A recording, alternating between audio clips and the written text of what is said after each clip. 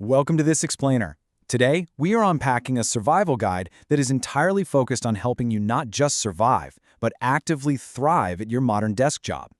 We're going to be connecting some really fascinating dots across multiple disciplines today. We'll start with some surprising new biomechanical research, move into the wild reality of 2026 office technology, and finally dive deep into the behavioral psychology of building healthy habits. Honestly, if you've ever felt that subtle, nagging ache in your lower back right around 3 p.m., well, you're definitely not alone, and you're in the exact right place. So here is our roadmap for today's deep dive. First, we'll look at the bad posture epidemic. Second, we're debunking the 90-degree myth. Third, we'll check out AI-powered posture apps. Fourth, the 2026 smart office. And finally, micro breaks and habit stacking. Let's just jump right into it. Section 1. The bad posture epidemic.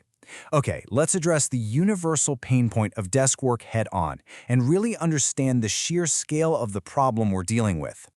The data on this is genuinely eye-opening.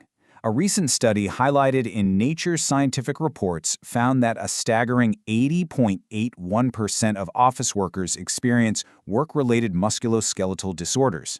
Just think about that for a second. That's basically 8 out of 10 people. And leading the charge on this massive list of ailments? Lower back pain, which alone affects more than half of us.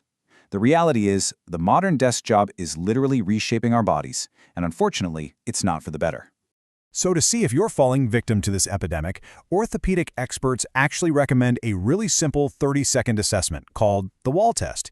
You basically stand 6 inches from a wall, lean back, and check the gap at your lower back.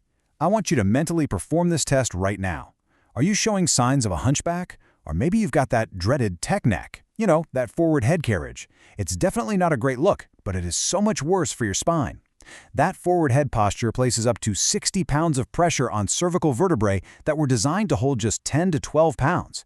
That is the exact root cause of your tension headaches and that stiff neck you get by Friday. Moving right along to Section 2, the 90-degree myth. Get ready, because everything we've been taught since childhood about sitting up straight is actually completely wrong. For decades, the absolute gold standard of good posture was that rigid 90-degree upright sit. We all know it. But get ready for a total paradigm shift. A groundbreaking study from the Radiological Society of North America used a positional MRI machine to look at patients in various sitting positions, and what they discovered was wild.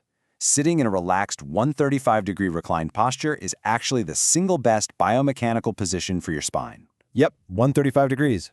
And the science makes perfect sense when you really look at it. Sitting at a strict 90 degrees causes pronounced spinal disc movement and places incredibly high weight-bearing strain on the spine. It's actively causing wear and tear while you just sit there. On the flip side, leaning back to 135 degrees with your feet flat on the floor results in the least amount of disc movement. It significantly reduces all that pressure, acting as an absolutely essential preventative measure against chronic pain. So it turns out, leaning back a bit isn't lazy at all. It's highly ergonomic. All right, Section 3, AI-powered posture apps. Now that we know exactly how we should sit, how do we actually remember to do it while we're deeply focused on our work? We all know the drill, right? You sit up properly, and literally 4 minutes later, you are slouching again without even realizing it. The old solution for this was timer-based apps, but let's be real, these act as glorified alarm clocks pinging you every 20 minutes. Because they fire off whether you're slouching or not, your brain quickly trains itself to just entirely ignore them. The modern solution relies on on-device AI. These apps use your webcam and local machine learning to calibrate to your specific good and bad posture. They alert you only when you actually drift. And crucially, because nobody wants to be spied on, it's completely on-device, meaning your images are never sent to the cloud. Total privacy. The landscape of 2026 posture correctors is actually super diverse. There's no single best app out there. The best app is simply the one that fits your specific operating system and daily workflow. For instance, you have Sit app, which is incredible for cross-platform users on Mac, Windows, and Linux, and it even offers a permanent daily free tier.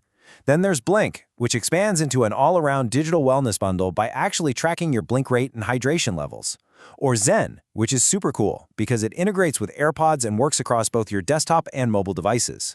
The reason these apps get absolute rave reviews from major tech publications is super simple. They just work. And they work because they address the actual root cause of the problem.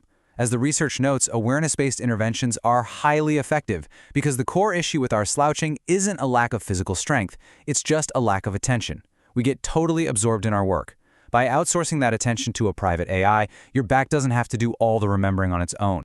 Moving to Section 4, the 2026 Smart Office. Because software is really only half the equation here. Let's look at how our physical environments are radically adapting to keep us healthy. The static, dreary cubicle farm office? Yeah, that's officially dead. The modern 2026 office has transformed into this responsive, living organism. We're seeing a massive rise in modular workspaces with lightweight, reconfigurable furniture that you can literally shift around in minutes. There's a huge emphasis now on third spaces. Think areas like cafes and comfortable lounges that are designed for spontaneous collaboration. For deep work, you've got acoustic pods that absorb sound without completely isolating you. And the whole shebang is governed by smart sensors that automatically adjust climate and circadian lighting based on who is actually in the room. And right at the center of this futuristic environment is the total evolution of the office chair. We are way past simple foam and manual levers. Recent engineering studies showcase intelligent office chairs equipped with a matrix of sensors that actively monitor your back pressure distribution. Real-time data guides the chair to seamlessly inflate or deflate zoned air cells, adaptively supporting your spine's natural curve as you shift throughout the day.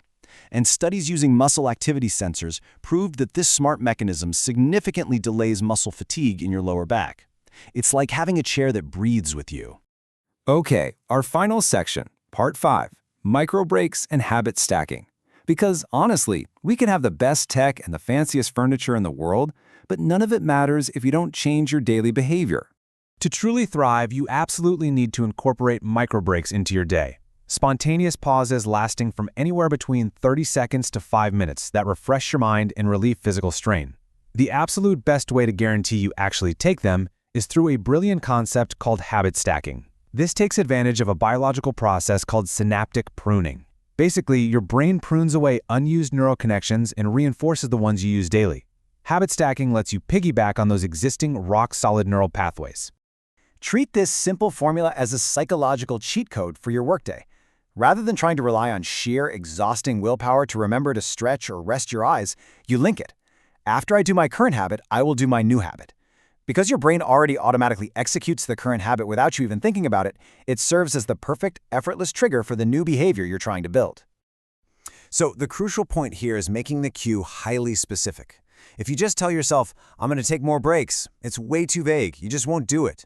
But consider these examples. Every single time you pour your morning coffee, boom, you stretch for 1 minute. Every time you physically sit down at your computer, before you even open that stressful inbox, you do a quick seated exercise. Every time you click in your seatbelt, you take deep breaths. By tying a short physical or mental micro break directly to an action you literally never fail to perform, you seamlessly integrate recovery right into the busiest of days. We've covered a ton of ground in this explainer today, from the 135-degree recline rule and on-device AI monitors to smart air cell chairs and synaptic pruning. But all this amazing knowledge only serves you if you actually apply it. So as we wrap things up, I challenge you to decide right now, what tiny healthy habit will you stack the exact moment this explainer ends? Will you stand up and stretch? Will you go download a posture app? Pick one small action, stack it to your next move, and start taking your workday back. Thanks so much for joining me.